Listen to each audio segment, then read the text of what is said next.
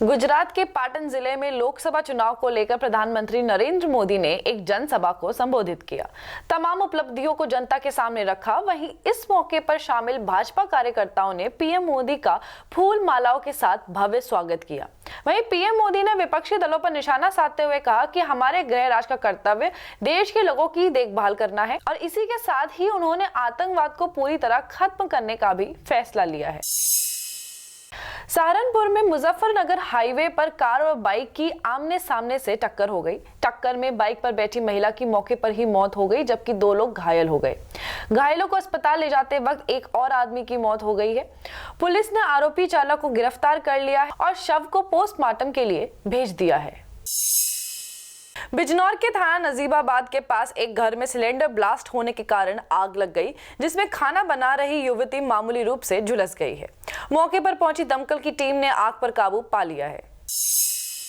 कन्नौज पहुंचे सपा प्रमुख अखिलेश यादव ने पार्टी कार्यालय में कार्यकर्ताओं के साथ बैठक की, जहां उन्होंने कार्यकर्ताओं को दिशा निर्देश दिए, जिसके बाद वह मीडिया से भी रूबरू हुए। इस दौरान उन्होंने जमकर भाजपा सरकार पर निशाना साधा। इसलिए आपसे हम अपील करेंगे, अगर आपको लगता है कि काम समाजवादियों ने किया तो आप भी वोट समाजवादी पार्टी को डालो।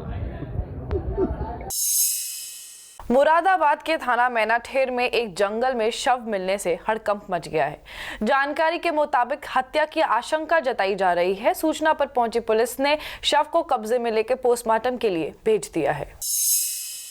पंजाब के धलेके में चिट्टे का नशा इंजेक्शन के जरिए लेते हुए नौजवानों का वीडियो कैमरे में कैद हो गया है। गांव के लोगों ने इस मामले को सरकार तक ले जाने की अपील की है। बताया जा रहा है कि नौजवानों को यह नशा सस्ते दामों में मिल जाता है। सीतापुर में एक कार पेड़ से टकरा गई, जिसमें सवार 3 लोगों की मौत हो गई है, जबकि एक युवक गंभीर रूप से घायल हो गया है। मौके पर पहुंची पुलिस ने घायल को अस्पताल में भर्ती करवा दिया है। एक हमारे यहाँ पेशेंट मोनू कुमार करके आया है, उसके सर में चोट आई है और जो पुलिस वाला लेके आया है उसने बताया है कि 3 एक्सीडेंट वैगनार पेड़ से लड़ी है और उसमें 3 लोग खत्म हो चुके हैं ऑन द स्पॉट और एक पेशेंट यहाँ हमने एडमिट किया। अमरोहा में कुछ अज्ञात बदमाशों ने घर में सो रहे एक युवक की धारदार हथियार से हत्या कर दी। घटना के बारे में पता चलते ही मृतक के परिजनों में कोहराम मच गया। वहीं परिजनों द्वारा सूचना मिलने पर वहां पहुंची पुलिस ने शव को पोस्टमार्टम के लिए भेज दिया है और अज्ञात आरोपियों के खिलाफ मुकदमा दर्ज कर मामले की छानबीन में लगी हुई है। क्षेत्रीय भाजपा विधायक महेंद्र सिंह भी घटनास्थल पर पहुंचे और मृतकों के परिजनों को दोषियों के खिलाफ सख्त कार्रवाई करने का भी आश्वासन दिया है। रात कत्ल हो गया राजेंद्र सिंह का, किसी से राड़ नहीं, दंगा नहीं, फिसाद नहीं, कुछ नहीं। अब रात क्या पता किस समय का है। इसकी जानकारी कब परिवार वालों को कब जानकारी? सुबह पड़ी, जब बच्चे आए घर से, छोटे छोटे बच्चे तो बता रहे कि देख के चले गए। उनको पापा सो रहे हैं, जब इनकी घरवाली आई उन्होंने देखा मच्छरदानी हटा के, तो उसके बाद में जो केली निकल गई। हम भी यहीं पड़ोस में ही हैं। उसके बाद फिर हम भी भाग के आए, देखा काम हो पड़ा। बाराबंकी के भाजपा प्रत्याशी उपेंद्र सिंह रावत ने नामांकन के समय 5 से ज्यादा लोगों के नामांकन कक्ष में जाने के मामले में कांग्रेस प्रत्याशी तनुज पुनिया ने उन पर आचार संहिता उल्लंघन का आरोप लगाते हुए मुख्य चुनाव आयुक्त से शिकायत की है। तनुज पुनिया ने कहा है कि सत्ता पक्ष के लोग प्रशासन पर दबाव बनाकर अपनी ताकत का इस्तेमाल कर रहे हैं। जिले के अधिकारी भी उन्हीं के इशारे पर काम करते हैं, लिहाजा ऐसे अधिकारियों के खिलाफ जल्द कार्रवाई कर उन्हें जिले से हटा देना चाहिए। जब हम लोग नॉमिनेशन करने गए तो हम लोगों को रोका गया, कहा कि प्रत्याशी के साथ केवल 4 लोग जा सकते हैं। बल्कि हमारे पास 2 सेट थे, हमने ये भी कहा कि 2 सेट हैं, तो उसने कहा नहीं, एक प्रत्याशी के साथ केवल 4 ही लोग जा सकते हैं, चाहे जितने सेट हों आपके पास। ये एडिशनल एसपी RS गौतम ने कहा था। उसके बाद हम लोग अंदर गए, 4 ही लोग गए मेरे साथ और जाके नामांकन दाखिल किया गया है। उसके बाद जब भारतीय जनता पार्टी के नॉमिनेशन करने आए प्रत्याशी उपेंद्र सिंह रावत, तो उनके साथ जितने लोग अंदर जाना चाहे RS गौतम जी ने अंदर घुसने दिया और सबको अंदर जा कर के चाहे जितने सत्ता बल इस्तेमाल कर सकते थे पूरा इस्तेमाल किया गया। सारे विधायक, चेयरमैन, इनके जिला अध्यक्ष, सब महामंत्री सब घुस गए अंदर। एटा में प्रधानमंत्री नरेंद्र मोदी ने विजय संकल्प रैली को संबोधित किया, जहां उन्होंने कहा कि पिछले 2 चरणों के चुनाव के बाद से विपक्षियों की हालत खराब नजर आ रही है।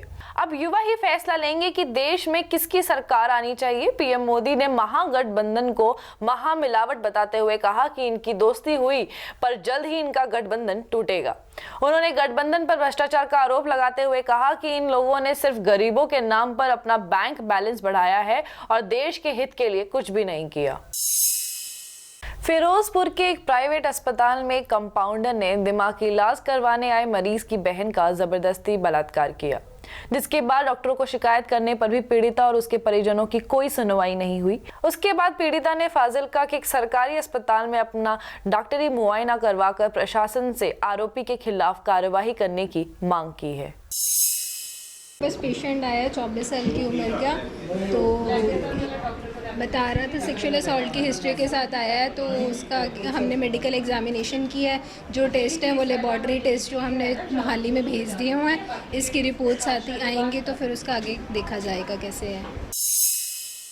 कन्नौज जनपद के तिरवा विधानसभा कार्यालय में समाजवादी पार्टी के पूर्व कैबिनेट मंत्री राम गोविंद चौधरी पहुंचे, जहां उन्होंने कहा कि साध्वी प्रज्ञा का बयान बिल्कुल निंदनीय है और उनको इस तरह का बयान नहीं देना चाहिए। उन्होंने प्रज्ञा को आतंकवादी बताते हुए कहा कि बीजेपी ने एक आतंकवादी को टिकट दिया है और यह विपक्षियों को ही देशद्रोही कहते हैं। उन्होंने कहा कि विपक्षी पार्टियां देश के हित में काम कर रही हैं और बीजेपी खुद देश के विरुद्ध में काम कर रही है। कि भारतीय जनता पार्टी आतंकवादी को टिकट दिया है, अब विपक्षियों को कहता है कि ये देशद्रोही लोग हैं। तो अब समझ में आ गया कि विपक्षी पार्टियां देश के हित में काम कर रही हैं और ये देश के विरुद्ध में काम कर रहे हैं। तो आतंकवादी हैं प्रज्ञा ठाकुर? बिल्कुल बिल्कुल जी। अरे तो पुलिस वो तो अभी आई है जमानत पर, वो भी पूर्ण जमानत नहीं है, सशर्त जमानत पर आई है। आतंकवादी हम नहीं, पुलिस तय किया कि आतंकवादी है, उन्होंने एक्सेप्ट किया कि मैं आतंकवादी हूँ। उन लोगों के घर से बम और हथियार बरामद हुए।